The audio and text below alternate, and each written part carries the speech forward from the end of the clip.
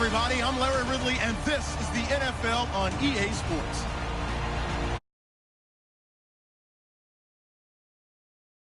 To step up and lead their offenses on the gridiron today. It's the Dolphins going up against the Chiefs. With that, let's get out to Arrowhead. Here are Brandon Godden and Charles Davis. Thank you very much, Larry. We are here on a beautiful afternoon for football.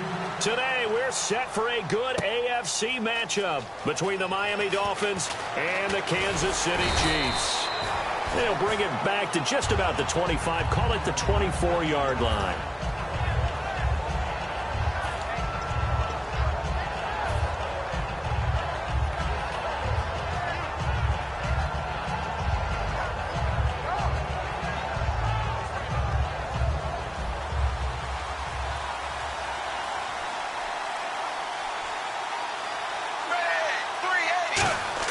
Tannehill on first down. It's a short one here, complete to the tight end. A gain of 6 there on first. When you execute a drag or a crossing route really well and give them a chance to let it develop a little bit, you can gain some significant yardage hitting your tight end on that one.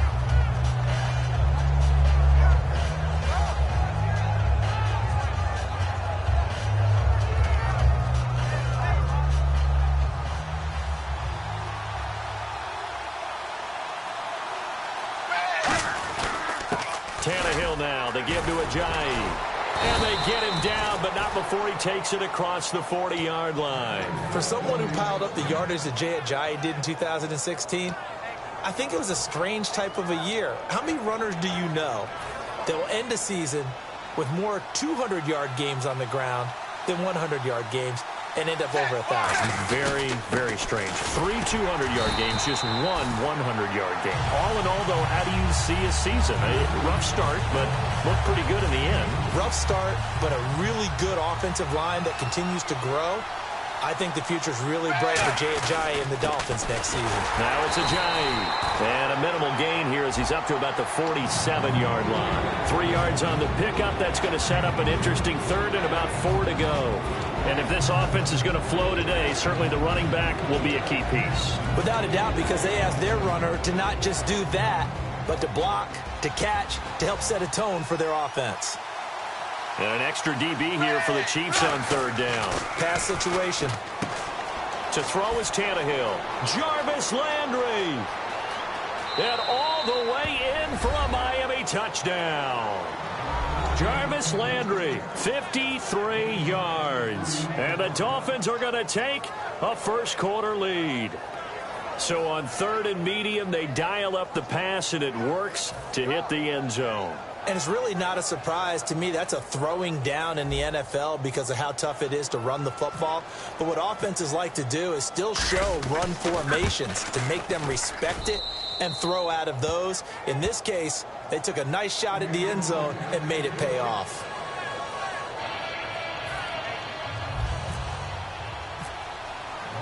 Frank's now on to kick it away after the touchdown. That's fielded in the end zone. And last year that would have been a net gain of 5 on the return. This year he stopped where he would have been if he had taken a knee, and that's at the 25.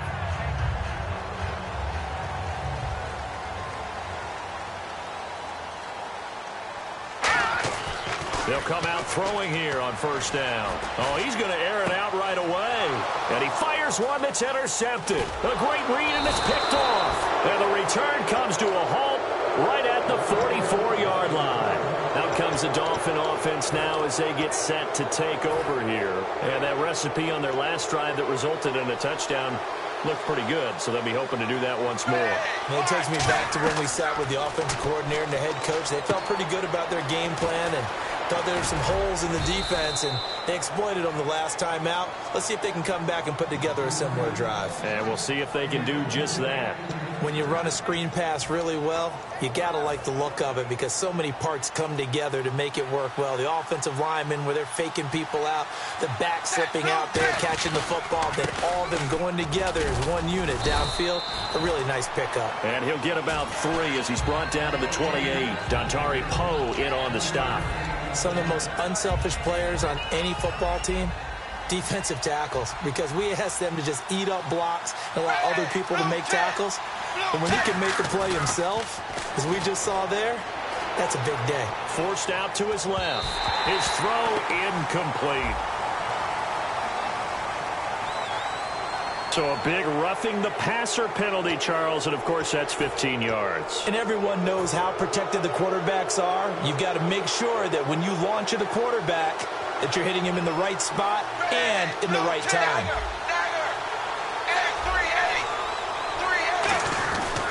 They run again with a Jay. And he is going to lose yardage here. That's going to go as a loss of a yard, and it'll be second down. To me, that's a superior play by the backer, because he was allowed to, I think, run free on it and make that play. His defensive linemen, they cover things down for him, because offensive guys, the linemen, what they're trying to do, as you know, is block the guy at the point of its... And he will take it in for a Dolphins touchdown. Marquise Gray, a 15-yard touchdown grab. And the Dolphins add on to their lead. Boy, it's nice to have that big, reliable target you can go to. Each and every time. A lot of people see that position as a fallback. Throw it to them when all else fails. Not at all. This guy can make plays, and that's exactly what he just did. Yeah, play here for a touchdown. Frank's now on to kick it away after the touchdown. That'll be taken in the end zone. And a pretty good return here. He'll be stopped just shy of the 25 at the 24-yard line.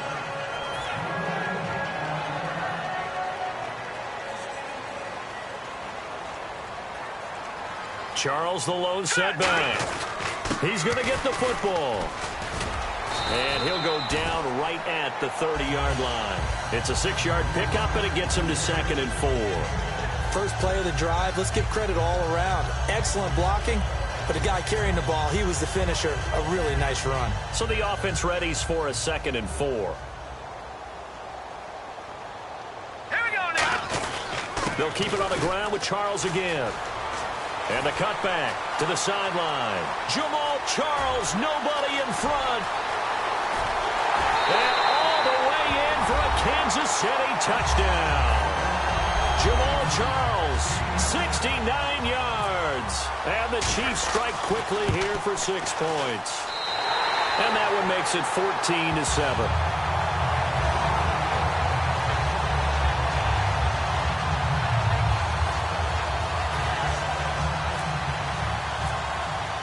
Now after the touchdown, here's Santos to kick this one away. That'll be taken in the end zone. And he will be brought down here at about the 17-yard line. Out comes the Miami offensive unit now. They get set to take over. And they were able to punch it in the end zone last time. They'll be looking to do that again here for the defense. Obviously, they'll be looking to stop them from punching it back in the end zone. It always is punch-counter-punch, isn't it? And which team has the advantage? Well, let's just go back. Last time on offense, they rolled downfield, got into a good rhythm. You can see a little more bounce in and out of the huddle. You can see the sideline really get into the game. So defensively, you're thinking to yourself, how do we take that away from them? How do we get the advantage back? Let's see what they come up with. I think pressure is always the first way to go. You love pressure. I love it. We'll see if they dial it up this drive. And Landry just snuck into the top 10 this year in receiving yardage, 1,136, finishing the year with 94 catches. And what makes him super dangerous is his ability to convert from being a wide receiver to a running back after making the catch. Because I've talked with a number of defensive backs in the NFL, and all of them, independent of each other, say the exact same thing. Tackling him in the open field is difficult, and he leaves an impact when you do actually bring him down. Back now with Charles Davis. I'm Brandon Gaudin. Second quarter begins with the Dolphins.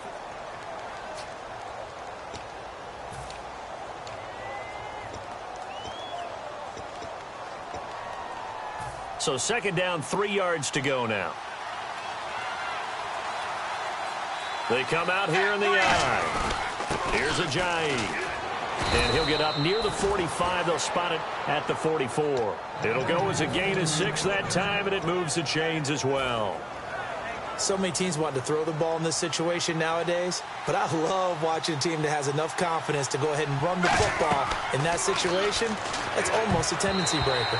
And that's going to be incomplete. Well, you mind if we go off topic for a second? No, you know I like to do that randomly. AFC playoff contenders for this year that didn't make it last season. Who do you have that might get in? Well, I think Cincinnati's got to be considered there. Maybe they'd have an offseason that's calm, and they go into this season and try and get back to the playoffs where they have been perennials. How about Denver? Yeah. Remember last year, they didn't have the quarterback to start. Trevor Siemian played pretty well overall, but maybe they can get solidified there and ride that strong defense right back into the playoffs. I'm going to give you a couple a little bit off the pace. Indianapolis cannot afford to squander Andrew Luck, one of the better young quarterbacks in the game. They've got to get back to the playoffs. And Buffalo, brand new head coach, brand new people running the ball club. Let's see if they can figure it out, because I think defensively they can be awfully strong. On 1st and 10, Tannehill. And it pops free. The collision there jarred the ball loose and brings up 2nd down. Everything looked right on that play except the conclusion. He dropped it. An in route going into a little bit of traffic. Maybe in the back of his mind he was wondering where the hit was going to come from. Now Tannehill to the right side, and he's got Landry complete. And he's going to go out of bounds, taking it down inside the 25. And those first downs do add up. The offense keeps the ball moving downfield and keeps their defense on the bench, giving them a chance to rest. And the D-line pinching together must be expecting the run. They run with Ajayi. And an alley to run. It's a really nice 15-yard pickup, and now it's 1st and goal. Whenever we meet with coaches and they always talk about wanting to establish running the football, it's oftentimes with a good tight end who can control the line of scrimmage and the point of attack, and they're becoming harder to find because the count. And he'll take this into the end zone for a Dolphins touchdown. Jay Ajayi taking it in from 7 yards away, and the Dolphins are able to grow their lead. And there you go. Nothing really too complex. Block, keep to your assignments, let them run it in. They did it. Fundamental football. Good blocking beats good tackling on that play. End result, touchdown.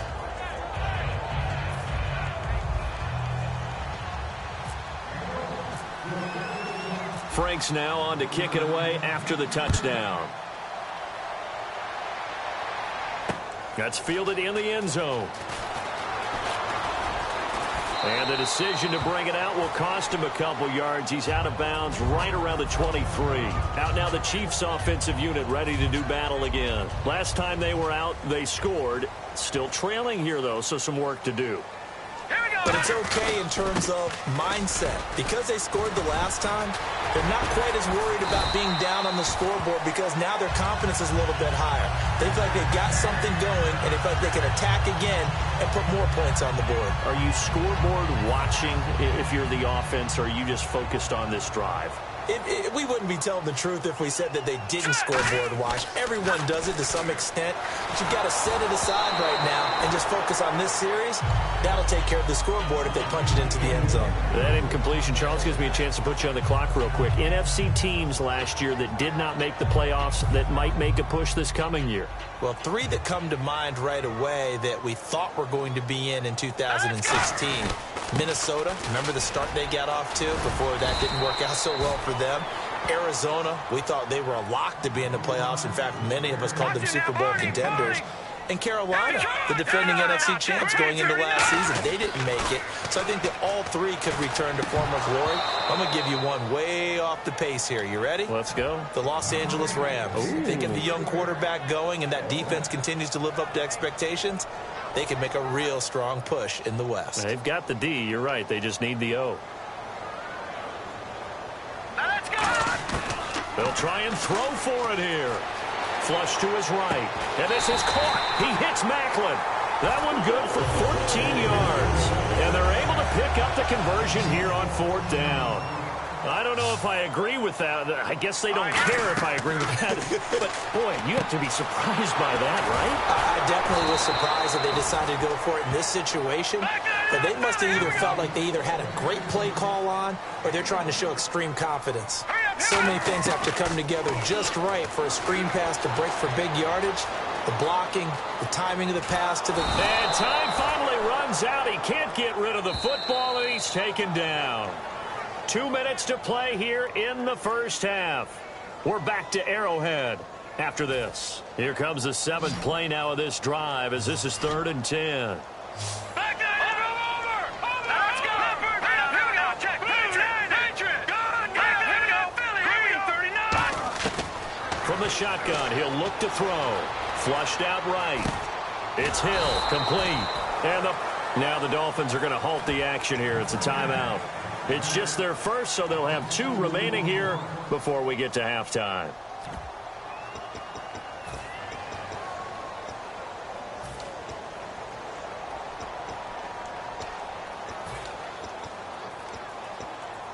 Now look at this, 4th and 12, and they're going to line up to go for it. Defense really showing respect to the deep ball here, playing off the receivers.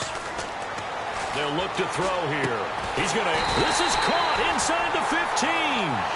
26 yards on the play there. And on 4th and long, somehow they're able to keep the drive going.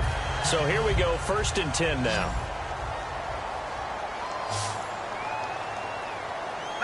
They come out 5 wide, 3 of them to the right side. From the red zone now, they'll look to throw. Looking left side, that's caught by Macklin. Nowhere to go here. He lost the football. And his guys are going to get the football at the 23-yard line. The Dolphins offense now heads back on the field. And big play last time they were out there. It looked like they might give up points. Instead, they got the fumble recovery, and it led to a touchdown. And on their side of the field, perfect time to get that done. But you're skeptical about it happening because it appeared that a pretty good drive was occurring. They were able to stop it and take the ball and put it in the other direction. Turnover, the defense's best friend. A takeaway, the defense's best friend. 12 yards is the pickup there, and they're going to face a 3rd down. When you see zone defense and you know you've got a drag route on as your primary call, you've got to be really careful as a passer about how far you let your guy go because he might wander into some tough coverage. Now it's the Princeton man. This is Spencer Ware. So it looks like the offense isn't going anywhere. They're going to go for it on 4th and 7. With the struggles we're seeing up front for the offense today, they've got to think about changing up their play calling. Some screens, some draws, some quick-hitting plays in order to try and supplement the run game. You don't totally abandon it. Now the Dolphins are going to take another timeout here. So that means they're down to 1 remaining here as we head toward halftime.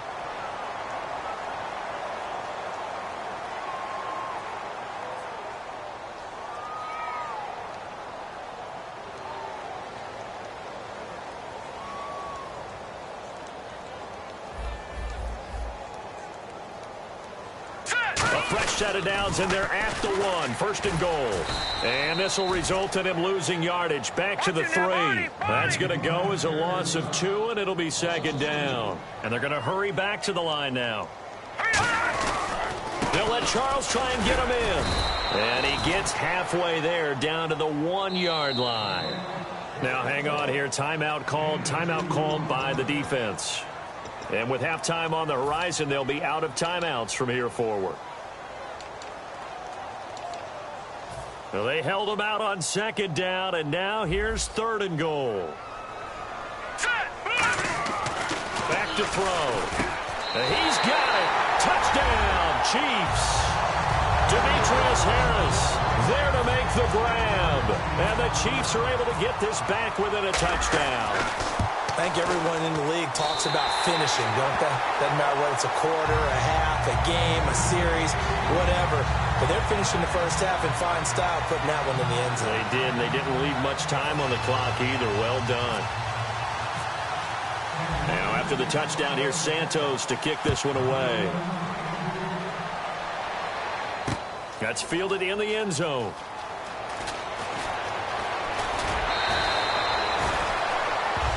So now here come the Dolphins. And with time quickly fading here in the 2nd quarter, not sure how aggressively, offensively they want to play this. I think we'll find out just how much they trust their guys in this situation if they decide to take a shot. And he cuts it back right. And he's got some space here. A big play there for the Dolphins. 37 yards. Good, strong, explosive run that started inside which means you've got to control those defensive linemen, the defensive tackles, the nose guards. Those guys have to be controlled. How about the offensive line, the job they just did? Yeah, key that A-gap usually on those runs, right? That's where it all starts because everyone wants to kind of control that area. It disrupts things from the defensive side and the offensive side. As we just saw, it opens up possibilities. And he is out of bounds inside the 30. 14 yards that time for number 14. Well, coaches always talk about finding balance on offense. I don't think you can get much more balance than this. Big-time run, big-time pass. A 1-2 combination. Looked pretty good. How about that? Let's see if they can continue to take that kind of a punch, though.